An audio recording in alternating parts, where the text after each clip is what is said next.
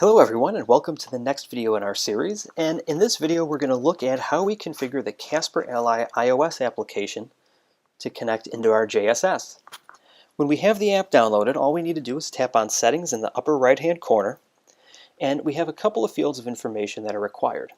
We need to enter in the URL for our JSS, the exception group ID, which in the previous video, if you watched, we used Casper Ally as the group.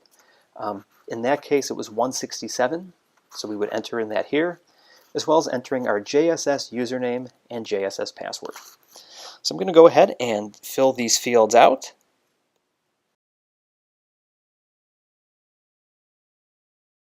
And once we've entered in this information, we want to tap Save in the top left-hand corner.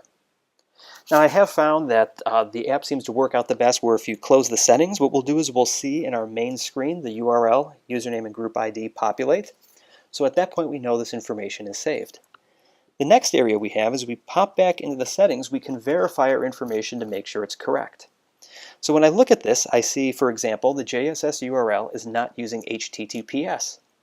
If I tap the check button, we'll see some error handling saying that no response was received from the JSS, which leads me into knowing I need to check my URL. I'm going to go ahead and correct that very quickly.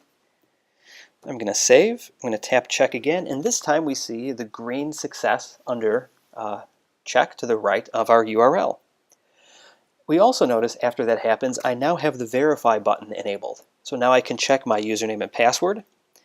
And as we see here, it says our invalid username and password combo has been determined, in which case I can pop back in and enter in my correct password, verify it. We'll see that the indicator now changes to green to show that's a success.